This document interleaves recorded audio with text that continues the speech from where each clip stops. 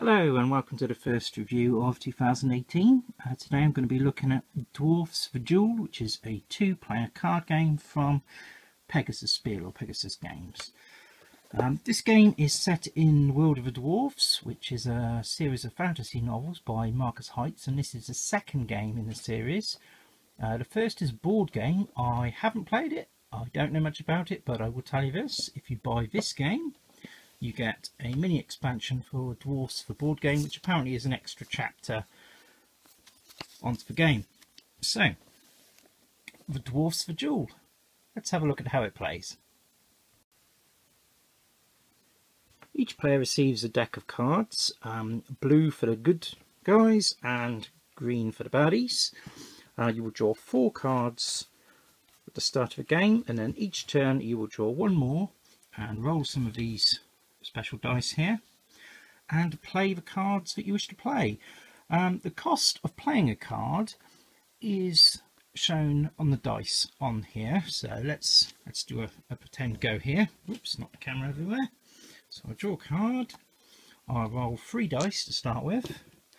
I have 1, 4, 4. Generally the numbers don't matter too much other than having pairs or threes or whatever of each number. So let's have a look at the cards. This and that need 5 and 2. I don't have those.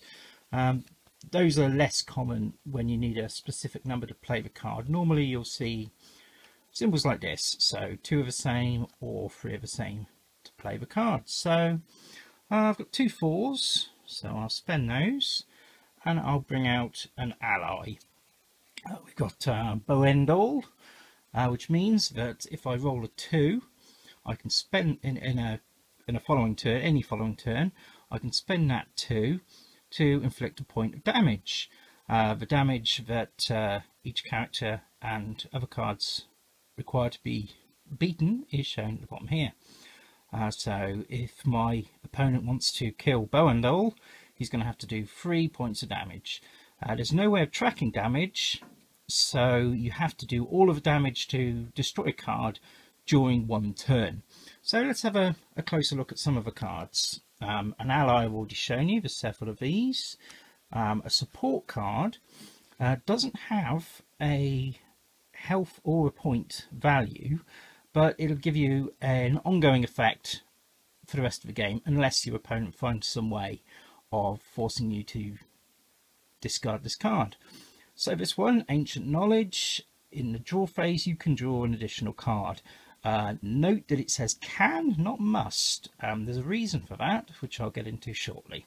So I'll put that there for the moment. Victory points. Now these cards, they have a life total, same as the ally, but they also have a points total, which is this yellow number on the right here. So if at the end of a game I have got this card still in play, then this is going to be worth 3 points to me. Let's see, and some more allies. Just have a quick flick through here and find the other kind of a card. Yes, here we go, an event. Right, these are played as an instant basically. So this one costs 4, and you'll notice I only have 3 dice. It is possible to get 4 because other cards that you play will allow you to roll more dice, or if you choose not to spend any dice, you are able to take one of these cards here, which you can spend at any time in a following round to spend as a wild card, because I didn't mention there's no 6 on these dice. The axe replaces the 6 and the axe is wild, so that is how you get more cards. So this one would be an event, which would basically mean you'd play the card, resolve its effect, and then put it on the discard pile. So move a card from your opponent's display to their discard pile. So this would be how you'd get rid of a card like this, which doesn't have a health total. So the game will carry on like that. Each turn you'll be drawing 1 card or more if you've played support cards to allow that. Rolling dice, initially 3, more later perhaps. If you don't spend your dice, you can draw the wild cards, as I said, and the game ends when one player draws their final card, and that will be the instant end to the game. At this point, you would look and see who has still got the most points in their display, and whoever has the most points in their display at that time will win the game. If nobody does, then whoever has not drawn their final card would be the winner. So if a situation occurs where the points are being played, the cards of the points are being played and then removed all the way through the game, and at the end of the game nobody has any, then you win by forcing your opponent to discard their last card. So in a way your deck is also your life points. So that's about it really. The decks, by the way, are pretty much identical, different names and different art of course, but the card effects are basically the same. So this is a symmetrical battle game. So let's move on to the verdict. Okay, so at time of recording I've played this 4 times with 2 different people, and I'll say straight away there's a problem, a very big problem with a runaway winner. When somebody takes the lead, it is very difficult to do anything about it. I think partly this is because there's 2 elements of luck, and that's 1 too many. Obviously you've got the luck of which cards you draw, but then you've also got the luck of what numbers you roll on a dice, therefore which cards you're going to be allowed to play. These wild cards are a catch-up mechanism in a way, in that you can negate a bad roll by discarding these. Incidentally, I didn't mention there are 3 of these. If, for example, I had drawn all 3 of these in my turn, and my opponent on their go didn't want to spend their dice and therefore take a wild card, they take them from me. If there's still any available in the general supply, they take that. If not, they take it from the other player. Now, I think part of the problem is that these decks are identical, or I haven't gone through every single card, but they appear to be identical. And that means that it gets a little bit predictable. As soon as somebody gets out a lot of allies, so let's find a few allies here. Ally, where are you? There we go. So say I was in this situation here, where I have these allies out in front of me. They've collectively got 7 health. So my opponent is going to have to do enough damage to get rid of these, because otherwise, if I roll a 1, a 2 or a 3, I'm going to be able to do damage every turn. So I've got a very good chance of being able to eliminate cards from my opponent pretty much as soon as they've played them. And as soon as you start getting a collection of allies, there's not very much that can be done. Obviously you can target the points cards that your opponent has instead, but we found with all of our plays, there came a sort of a tipping point at which every time the opponent played a card, it was getting removed the next turn or possibly the turn after. And so that is a shame, because I like the idea of this. I like the fact that you've got to spend the dice to play the cards. So there is some strategy, don't get me wrong, but there's not enough. I really wanted to love this game, and I don't, purely because of a runaway leader problem.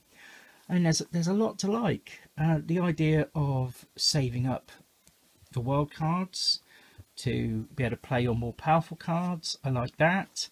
I like that there's instants, there's even a few counters, being able to build your ranks with the allies, deciding at what point in the game to bring out your cards that are just going to give you points because you need to try and protect them. Find one like so. If I played this early on in the game, I've got to make sure that my opponent can't do 2 damage to it for the whole of the rest of the game. But what that means is that you're probably going to keep hold of these, and when the game's about to end, you're going to put them out at the last minute. And so it's almost like, I'm not going to say the game plays itself, because it doesn't quite, but it furrows you down particular strategy lines that are so obvious. There's only ever one good choice, or in some cases no good choices if the dice go against you. Now, some of my friends who I play with are very anti-luck in games, which is funny because a lot of them are ex-Magic the Gathering players, and and yeah, what's more, what has more luck involved than Magic, because you can get mana screwed, you can draw no land and have the best deck in the world, and it's not going to help you. But anyway, never mind, I digress.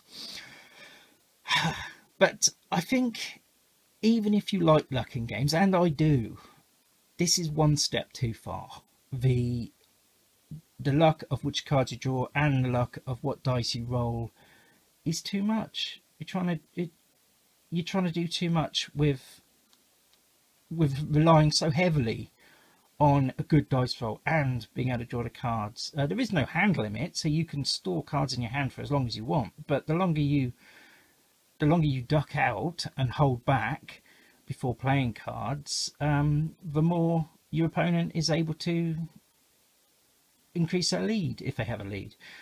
So I don't know, I hate to say a game's broken, I really, really do, and I wanted to love this, but I don't. I mean, there's nice things. You've got these dice are good, the art's nice, the cards are a little bit flimsy, are good enough. If you have the board game and you love that, you get this, and the game only costs $10.99, so it's not an expensive game. And I'm in two minds as to whether to keep it, because I enjoy playing it as far as it goes, but only up until the point at which the winner becomes obvious. It almost begs for allowance for a player to concede, and that to me shows that a game just isn't working and is broken. So much as I hate to say it, I can't really recommend this unless you like games that pretty much play themselves and are pure luck. So that's my verdict. As I say, this has been my first review of 2018. It's been my first for a while, and I know I'm a bit rusty and I'm stumbling over my words a little bit, but I'm going to stick with this. We're going to do what we can, and I'm going to try and review lots and lots of other games throughout the year. So if that's the sort of thing that might interest you, board games, card games, war games and the like, subscribe and like if you like, and I'll see you again. Goodbye.